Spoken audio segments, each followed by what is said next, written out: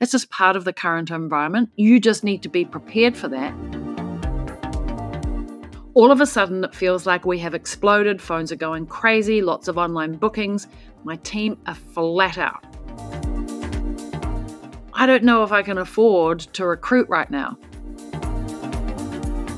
You need to have enough team in stock to help you grow your business. And it takes more than one stylist or one therapist to build and serve a full clientele. Double her wage by another $1,000.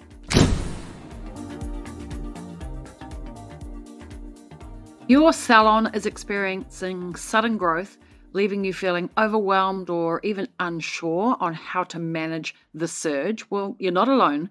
And in this episode, I'm going to be diving into some real struggles to turn those growing pains into gains, ensuring you can scale your salon smoothly and successfully. And recently, a salon CEO posted this problem into the Salon Mastery Program support group. And I wanted to share my thoughts on it because these are real challenges. And I know that you'll get some tips from this episode. And also, despite the current economic environment, this is a problem of growth. Yes, please feel confident. There are salons smashing it right now. And I really want to just talk about getting ready to transform chaos into a well-oiled machine in a growth phase of business. So let's get started. So I first of all want to start by actually sharing what one of the salon CEOs shared in the post, because I want you to get a good sense of the environment and what she's facing right now. So she said, "I'm after some advice from the group if possible. All of a sudden, it feels like we have exploded. Phones are going crazy, lots of online bookings. My team are flat out. I'm currently front of house, and I'm leaving the salon for 3 weeks to travel Europe. And now all of a sudden I'm feeling quite panicked that I'm going to leave my team with not enough support, especially front of house. My plan was to recruit a front of house for next year, and I was going to fill the role this year. I'm not really sure I can afford front of house right now, but I feel like I need it. I'm struggling to work on my business, as you're teaching me here in Salon Mastery, by being in the salon, on the desk, and I'm doing all of the small duties. Who here has a front of house? How many hours do they work? What duties do they do? Approximately what should I pay them? Can I find someone and induct them in 6 weeks? I'm going soon. I'm not really sure what to do. I'm wondering if I should book a Clarity 20 with Coach Greta, but I'm going to come to coaching on Monday. But also, I had these other things I wanted to work on, so I thought I'd reach out to the group first. Hope it might make me work out my next steps. Thanks in advance. P.S. These are great problems to have. I know this. Just trying to figure out how to deal with my problems as I'm feeling I'm facing new ones all of a sudden. P.S. I have a team of 9, a mix of seniors and apprentices, and the apprentices are pretty full as well." All right, well, look, I think these are great problems we've identified. Sudden growth is really good. She has been working diligently on growing her business for the last 9 months, and she's seeing the rewards. So I want to just break this into 3 steps. And step 1 is recognizing and predicting growth. The challenge here is that, this is what I believe anyway, you will always be the roadblock to growth in your business. Now, remember that. And I feel really confident to say that to you here on the podcast because I too am the only roadblock to the growth of my own business. So as a salon CEO, as a business CEO, you will always be that. And so when you have growth and you have problems, you must look at yourself. Or if you hit a growth ceiling, it's always us. Sorry to tell you. So let's investigate, how did she get here? Because I've faced this many times myself. So recognizing and predicting growth. This is part art and it's part science. And often we only recognize growth once it comes and slaps us in the face, just like it has for this salon CEO. She's got a good slap in the face and it's like, boom, you're busy. Boom, you're leaving. We have a problem. So the goal here is to be able to predict it in the future with enough time to deal with it before you get the slap in the face. Now, this is hard. Don't get me wrong, this is hard, but this is a work towards goal, right? And I'm still perfecting this myself. And for the most part, I'm starting to get it right, but it does not mean I'm right all of the time. So, in a perfect world, you would have had recruited and replaced yourself 3 months ago. But, that's hard to predict. I totally get it because it takes 3 months typically to recruit somebody. So, from the time that either somebody leaves your team, and whether it's front of house, apprentice, senior stylist, or therapist, whether it's because somebody has left that you need to recruit, or because you are in growth mode and you need to recruit because you're expanding, it still takes on average 3 months. Usually, by the time that you recognize that it's up and coming and it's time to recruit, and then you go and get your ads system. And if you have a system for recruitment, tried, proven, tested, and you know that when you put an ad out that you get some responses, once you get that live and out there into the world, because just remember, systems and processes shall set you free. You don't want to have to create a recruitment system every time that it happens, because actually in the real world, probably you're going to be recruiting between 1 to 3 times every single year. Like, you think that you are a stylist or a therapist that owns a business, but actually you're in the HR business. You're in the recruitment business. And so by the time you get that out into the world, people see your ad, realize that you're looking for somebody, realize that they're looking for somewhere to move to, and people apply. By the time that you sift through the applications, sift through the riff-raff and find the good applications, get them to interview, do the skills test, then they have to resign, and then they have to start, and you have to start some induction, all of that process, like on average, sometimes faster, sometimes longer. It's a 3-month process. So really the goal here is for you as a successful and profitable salon CEO is that you want to be 3 months ahead, because without a stylist or a therapist, or in this circumstance, someone on front of house, when you've got a salon of fully booked columns, 3 months without that role is hard, and at the tail end of 3 months, your business could be in a downward spiral rather than an upward spiral if we don't get this right. So predicting growth ahead of time is part art and it's part tactical skills. So seeing into the future, it's hard, right? So the first thing we have to identify is, what are the signs that somebody is likely to be leaving, or they're moving towards leaving? Because that's the first thing we want to, is to predict the likelihood of somebody leaving and needing to replace them. So what are those signs? And I want you to know them really well. I did a podcast on this several months back now. Maybe I'll put the link to that episode in the show notes of this podcast. If you want to jump back and listen to this, what are the 5 signs that somebody's getting ready to leave? Because if you're ahead of that and they're good, you can jump in and get ahead and kind of stop them from leaving. Or if it is time for them to leave, because sometimes it's really great when people leave, it makes space for new energy and this is really the time that you can level up. Sometimes it's good and you can get ahead of the situation so somebody good can come in and replace them. Okay, so we need to see into the future when people are likely to leave. And if you need to recruit because you are in growth mode, then we want to make sure that we've got people in their career pathways stepping up. So you've got the next person to come in and take that role. So really you're only needing to recruit from underneath. That's a perfect world, because if you can promote people that have already been in your world, you've already inducted them, they know your clients, they have a relationship with them, they know your systems and processes, that is a much smoother transition than having to bring in and quote unquote export or rather import an external person into your business and get them into quite a senior role serving clients. So it's much better to have a growth career pathway to employ from underneath, right? So understanding natural trends of attrition is useful. For example, now remember, I sold my salon 12 years ago. And so back in those days, it wasn't that long ago, but it feels like a long time ago. Back in those days, for every 2 apprentices that I took on, I'd only get 1 to qualify. And I think in 2024 and beyond, like, that's probably changed to about 1 in 3. For every 3 apprentices that you take on, probably only 1 will qualify. And that's okay. That's just part of the current environment. You just need to be prepared for that and make sure that your business model, your financial model, your training model, and your recruitment model is set up to succeed in that environment. For every team member that I took on, when I had my salon, only 1 out of 3 would stay for the long term. And so typically, every 3 people that I took on, 1 would leave in those first 6 months. They would come and they would last 1 week to 6 months, and they would either not be a good culture fit, or they didn't want to work hard, like they realized that we were serious about doing good business and be like, yeah, I'm out. Or I would move them out. So 1 would last 6 months, 1 would last 2 years.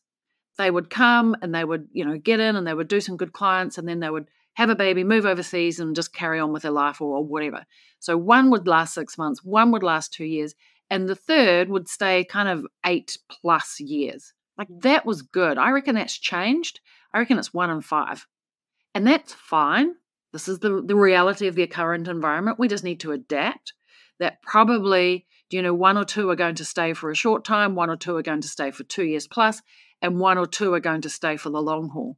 And so we just want to be mindful of that balance. Like, what are our current stats? And your goal as the salon owner is to reduce from 1 to 5 to 1 to 3. Like, over time, you want to improve those stats by just being a better employer. Okay? So then we can see the trend and we can be a step ahead of that. So you can have a profitable model that helps you have more than just skeleton staff. Like, the goal here is that you need to have good staff and stock. What happens when you run out of stock on the shelf for you to sell? You've got no stock to sell. What happens when you run out of staff that you don't have time to sell? You don't have time to sell. This is a roadblock to business. And so in your team, you have to have margin. So if you think about the stock that you have on your shelf, if it's a high seller, you might hold 6 on the shelf because every month you're going to sell 5. But some months you sell 6. So if you're going to sell 5 every month on average, you need to have 6 or 7 on the shelf. Well, it's the same for your team. You can't just have bare minimum and always run out of staff. You need to build a business model that you can have good staff in stock.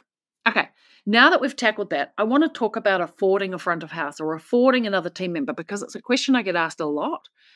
I don't know if I can afford to recruit right now. But if you have an income generating role, you can always afford an income generating person. There's only one time that you can't afford an income generating person, and that's when you don't have clients. Like, gone are the days that we want to recruit people that have clients. Like, no. If you are building your business model to rely on other people doing all the client acquisition, building a clientele, and then recruiting them, you have a really shaky business. If you want to be a successful and profitable business, you need to nail how to recruit clients into your business, into your brand, so you can successfully recruit income generating roles. So income generating role is an apprentice who serves clients, is an apprentice who supports the service of those clients, shares the service with a senior person, a senior stylist or therapist, or a front of house person who knows how to replace their income, increase sales by 2 or even 3 times their salary.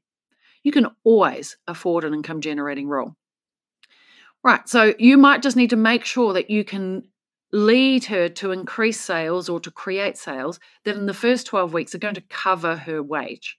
All you need to do in the first 6 to 12 weeks is make sure that that role is covering their wage. I think that's fair and reasonable in the first 12 months. In the first 3 months, that they can cover their wage. Or as you or somebody steps out of a role and someone steps into it, that you don't drop the income, the service value, like maintaining in the first 12 weeks as you change people in and out of roles. That's still income generating, right? We want to maintain income. So if her wage was $1,000, whether it's a stylist, therapist, or front of house, then we want to make sure that we increase sales or maintain sales by $1,000. And then the next 12 weeks that we can increase, and so double her wage by another $1,000. So by 12 and 12 is 24, by 24 weeks that we have increased sales by $2,000 in this instance, right? So there's a couple of things that we can think about. And I'm just going to give you some examples from the Salon Mastery Program. The 100K column program is about how you sell your time. You don't sell hair and facials and extensions, you sell time. And so how to harness your time so you can build 100K careers installing the 100K column, then that's a focus. If we want to increase sales, that's got to be one of our focuses. Number 2 is, how do we create 100K clients? That means the right clientele so your team can earn 100K. That means the clients need to go on a journey also. Otherwise, your clients control your business. And you don't want your clients to control your business. You need to control the journey of your clients so you can build 100K clients. Now, a 100K client doesn't mean that the client spends 100K, but maybe she will over the lifetime. But that you have the right type of clients to allow your team to ascend through their career pathway so they can earn 100K. All right, and number 3 is the 100K crew. You need to have enough team in stock to help you grow your business. And it takes more than one stylist or one therapist to build and serve a full clientele. You need a crew. You need a good organizational chart. It takes a village. It takes a village to raise a child. It takes a village to serve the clients. And so if we can install the 100K career program, 100K column, 100K client, 100K crew, that allows you to step into point number 3, which is stepping into your role as a 100K mentor. Nobody's going to earn 100K unless you mentor them on how to get there. So if you can recognize and predict growth and get the team in place in advance, and you have a good sustainable profit model about how you recruit and build your team, and that you can get them to cover their cost in the first 12 weeks, double their wage in the next 12 weeks, and then we want to get them to 3 times their wage in the subsequent 12 weeks, and then onwards and upwards from there. But that's the goal. And you as a business financial model need to be able to sustain that over those first, second, and third 12 weeks. And then your role as the 100K mentor is to really help your team grow into their true potential. So we really want you out of the weeds. And in this instance, for this salon CEO, like, get out of the weeds. That is the little tasks that happen day by day on repeat at front of house, so you can invest your time in making sure that your team are 100K awesome.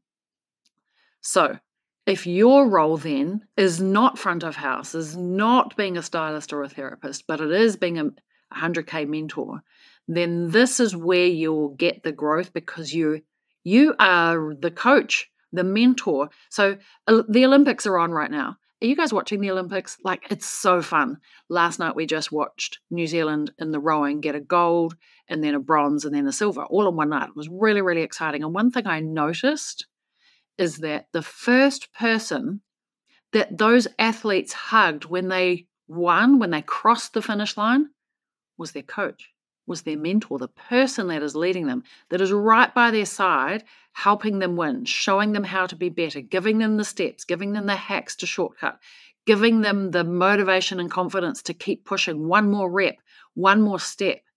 Are you doing that for your team? Are you helping them win the gold medal?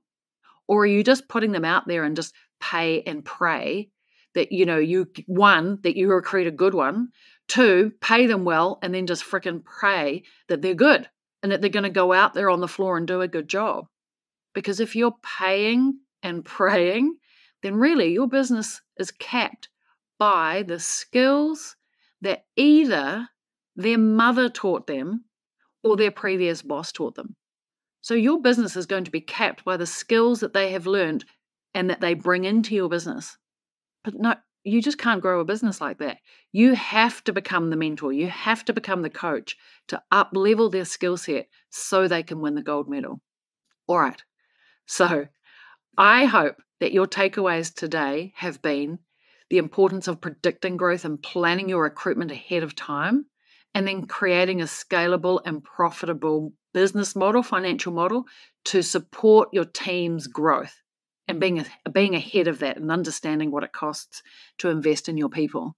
And then finally, that so you can transition into a mentoring role, a coaching role, to drive your team and drive your business growth so your team can win gold medals. So I encourage you, maybe as a first step, to take my business assessment. There are 9 parts of a salon business that you need to nail. And if you can get all of those things working well, like a well-oiled machine, growth is inevitable. The challenge with growth is growth breaks things. But that is a good problem. And the salon CEO that you heard about today in this episode, her business broke because she had some growth, and this is a good problem. So if you want to have good problems, not bad problems, then I invite you to come and have a chat with me. I'm offering you a clarity session, a strategy session, and to help you grow and scale so you are on a growth trajectory. It's a free call. It's my offer to you. Let's talk about your business, what your hopes and dreams are, what your goals are, what you're trying to achieve. I'll talk you through what does Salon Mastery look like so you can make a good informed decision if it is the right thing for you and your business.